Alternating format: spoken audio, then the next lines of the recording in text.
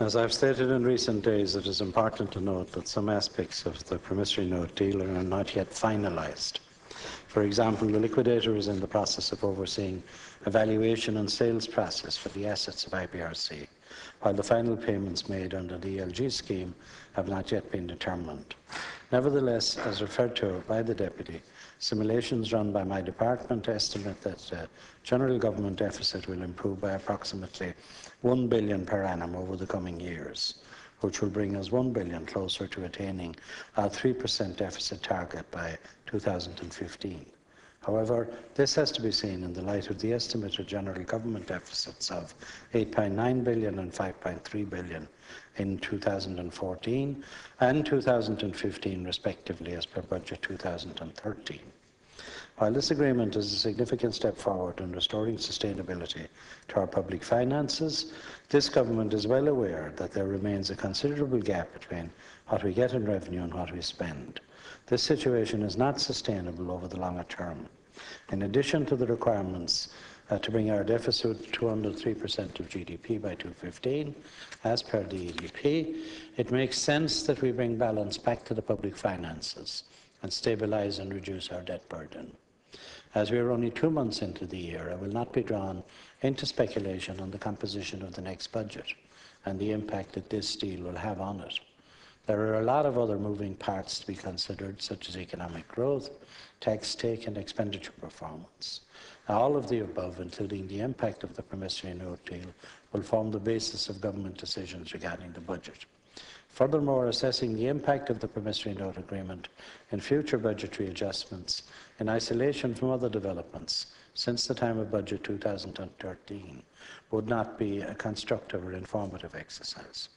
As the Deputy is well aware, the State has experienced a number of significant developments since the publication of the budget, including the sale of contingent capital notes in Bank of Ireland, the sale of Irish Life, which represented the first time during the crisis that a company in which we have invested has been returned fully to private ownership, and the encouraging tax revenue performance in December 2012. I have to interrupt the Minister there. The rest of the reply will appear in the official report. Deputy McGrath.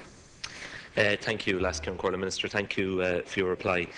Minister, as you know, I welcomed the benefits from the promissory note deal, and as you have acknowledged, the projections are that it will result in about €1 billion of a saving on the general government deficit. Now, I don't expect you to come in today, as I've said before, and indicate that the planned 3.1 billion adjustment for 2014 is now going to be 2.1 billion. I don't expect that, and I understand that there are variables here in terms of economic growth, taxation receipts and spending in line with the budget. But I think you can give an indication that it is your belief that the benefits from that deal will have an impact on the budget. The Labour ministers have been running around the place telling everyone who listen that this deal will have an impact on the budget for next year. You're not saying the same thing. And what I'm asking you very simply is whether or not it will have an impact on the budget. My view is that we should be using the benefits, all other things remaining equal, to reduce the adjustment for 2014 and invest additional money in job creation initiatives. That's the Fianna Fail position on it. And I'm asking you, have you at this point in time a position, and do you believe it will have an impact on the budget? Sarah? Well, it's always very easy to prescribe ways of spending extra money. But after 2 years of very, very hard work, we're getting the economy back into a position where it's growing again and where many of the indicators are pointed in a positive direction. Now, it's only the month of February. Finance ministers over the years wouldn't speculate about a budget even within 2 months of the budget. So to be asking me to speculate about what provisions may be in the budget in February, when there'll be no budget until October at the earliest, in line with the two-pack, it's not a reasonable request. But the position has improved, and the deal on the promissory note has brought about a situation that, all other things being equal, tax increases and public expenditure totaling in there together up to $1 billion will not require to be made to make the adjustments necessary to get the 3% in 2015. But if you look at the recently negotiated wage agreement, There's £1 billion in that yet, and it hasn't yet been put to the members. So there are a lot of moving parts. Well, Deputy McGrath.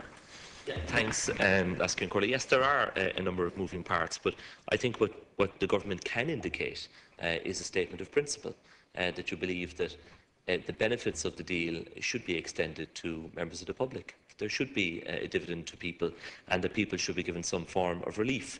Now, you're saying you can't speculate, and I understand that is the traditional position of ministers for finance, but other colleagues in government have been quite categoric on it, that the deal will have an impact on the budget next year and that people will feel the difference. And I have a duty as an opposition spokesperson to put that question, albeit many months before the budget, and I think we can, at a minimum, as a House, give people an indication that this deal is valuable, that this deal will actually result in a difference in the budget for next year. And that's the question that I'm putting forward. Minister. Sure, I've already said to you that it improves the budgetary situation by £1 billion between now and 2015. And I mean, obviously, if it improves the situation by £1 billion between now and 2015, unless something disastrous happens, the public will see the benefit of that improvement over the course of the budgets. But you're going down the road which got your party into trouble previously. As soon as you see a little bit of money, you want to go out and you want to promise the people that suddenly you're going to spend it, and we'll be back and we'll have a lash, and Fianna Fail, the nice people, will spend money and put you back to work. You should be very careful. It's what destroyed your party. Don't destroy the second.